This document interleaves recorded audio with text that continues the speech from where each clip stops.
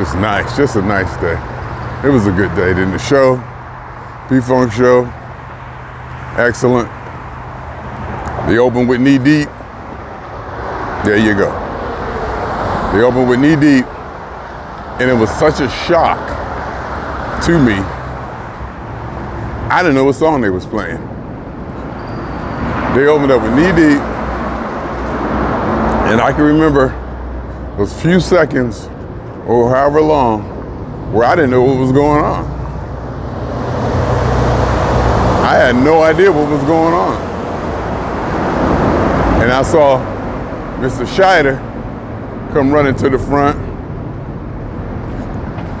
And I think this was after the music started, but I didn't put it all together yet. So I'm thinking he gonna go, oh, they gonna start with One Nation. So, they gonna open up with One Nation. Because I had turned around and looked at the crowd. This was the oldest crowd I ever seen in a very long time, if maybe ever. It was some old people in there. There wasn't a bunch of kids in there this time. Nope, nope, nope, nope, nope. There wasn't a bunch of kids in there this time. And it was a theater. It was an old time theater. So it was completely seats. It was big theater seats, you know. Or was it theater seats? I think there was theater seats, and in maybe the empty space in the close to the stage, they put folding chairs, but they had them like locked down really, you know, tight. So it was a tight fit. They squeezed some people in there. But it was tight. You know, it was a sitting crowd. And it was old folks in there sitting. And you look back, it was, I didn't see, I think there was one person sitting like up next to me in the front. Young kid, maybe 17, 18, 19, 20, 21 or something like that. He was like the only one I saw. Everybody else was old. Old, had bad knees or diabetes.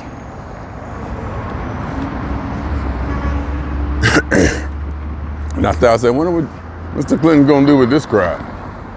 And I remember thinking that. So when when they started, I can't remember hearing the music start. What I recognized was Mr. Scheider coming to the front. And I thought he was gonna ask, is this One Nation? Now, wait a minute. And I'm like, wait a minute. The music's playing. Wait a minute. That's Knee Deep. And it was a Knee Deep at a higher tempo and a higher energy. It was, I mean, it hit. To me, that's Knee Deep. The version that P-Funk usually plays in the middle of the show is not Knee Deep. It's my favorite song, but it's not Knee Deep. Knee Deep is and the way they usually play it now is ching, ching, ching, ding, ding, ding, But at this tempo, they played it on my birthday. It wasn't that. It was that. And I was like, oh my God. And Mr. Hampton played the whole solo. They didn't cut it off. They didn't cut it off. He played the whole solo. He played the whole thing. No Cosmic Slop and no Mothership Connection. But to be totally honest with you, and it's almost blasphemous to say, it wasn't missed. I didn't miss it. I mean, I noticed it, but I didn't miss it. They played some other stuff. They played Joyful Process. They played Funk Getting Ready to Roll. I think they played another song, some other stuff that was a little different. It was definitely a little different. It was clean. Sound in the place was beautiful. Vocal mics. They had some really good, couple of really good mics that where you could hear everything. And they had some that was so-so. But the sound man, I think, was able to recover, and you definitely able to hear vocals. You would definitely be able to hear vocals clear when certain people had the right mic. Like Mr. Payne had to put his mic to Mr. Bedrosian singing. And as soon as he did it, you could really hear him clear, really the uptick in volume and amplitude. It was good. Mr. Payne gave me a shout out from the stage. Got to shake Mr. Curry's hand, Mr. Thomas's hand, greeted folks. Got to see Carlon do her steps. Mrs. Clinton, Mrs. Carlon Thompson Clinton, actually getting her steps in. I seen she was doing that walk. And I know when you get in your steps, it ain't about talking and greeting. You out here on a mission. You got things to do. Can't be stopping. Like when I'm walking, I'm not out here for conversation. I'm out here to walk, focus on my walk. And she was walking doing her arms. She was walking doing her arms all sweaty, getting it in. I was like, yeah, it's real. And so when you see her posting that stuff, I'm a witness. I was saying, yes, Your Honor. I can confirm that Mrs.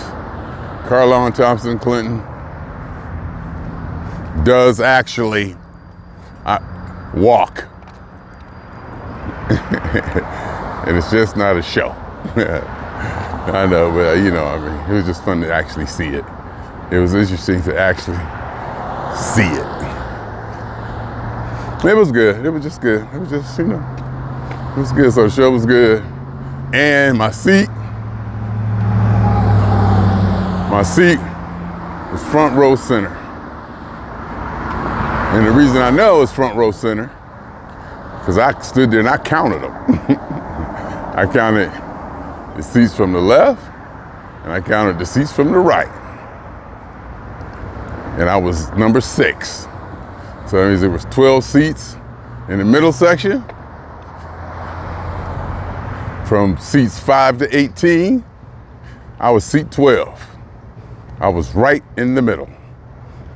On the right side of my seat was dead center. So me and the guy next to me were dead center. And for the most part, security policed the front. There was one time one guy got up there and was in my way, blocking my view, but it was during P-Funk. So I just sat down and vibed it sitting down. So I didn't, it didn't bother me so much, but I was trying to record video Mr. Kevin Oliver's solo during P-Funk, and he kept getting in the way, but that was just a vibe, sit down vibe. That was a sit down vibe, and just, eyes closed and just do it that way. Then when that was over, I was fully willing and able and almost looking forward to walking up there and moving him out of the way, because I know he didn't belong here.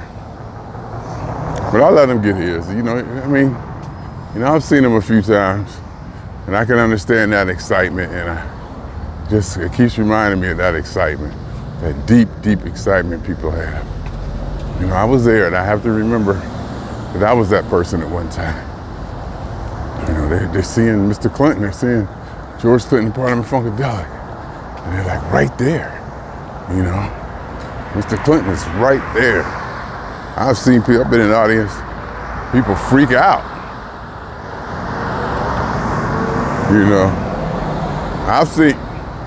I've seen a person, Mr. Curry came and signed somebody's record, and I was standing, I was like, hey, she wants you to, and he came over, she started crying. She actually started crying. So I've seen it, and they talk about Mr. Clinton, and this one lady here was like, oh. I got some of Mr. Clinton's sweat on me. Or I kissed George. And, oh, you know, it's real.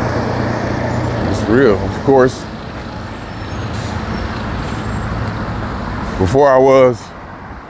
there was a time before I was where I'm at now, that I scoffed, ridiculed, and made fun of that kind of behavior. May have even looked down upon it. Not sure why yet, because I haven't pondered why. But you know, now I get it. I understand it. I understand it. It's probably because there was something I was lacking. It's usually when I'm hating like that, truly hating, not hating, but you know, kind of jealousy or kind of down or twisted about an action or some behavior that's external to me, it's because I'm usually not fulfilled, or there's something I'm lacking or something I desire. And it's probably something like that.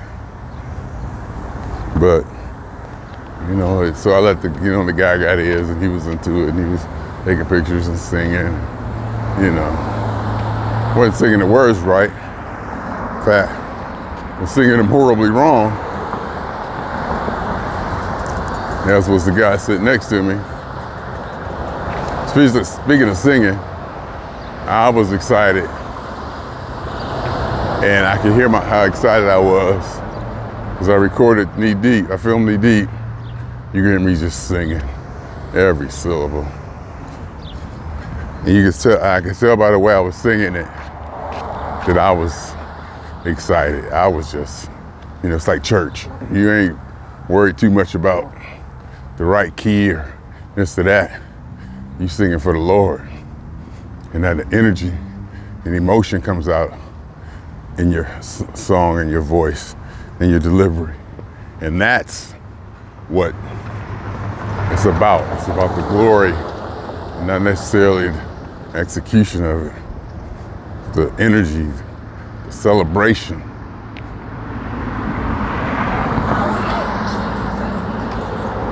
It was good. It was good. And as I said, to get off work, to actually pull off work, to get through the day, having flown back. I even Googled to see how many miles it was from Kansas City to Los Angeles, so I could say that it was a 1,500 mile commute to work. I remember when I found out that I could do that, because I used to come to work with a carry-on. I used to end up coming right from LAX to work, because there's a flyaway from LAX to Union Station. From Union Station, I just get on the red line, 2 stops. And I'm at my usual, station. But when I get off every day anyway, coming from the other direction, I'll come to work, I have my carry-on clothes. You know?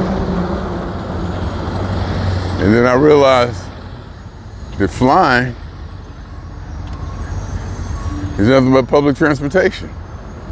You know, people think of flying, oh, get dressed, get all nice, prepare, pack, do all this, do all that, It's like a different mindset.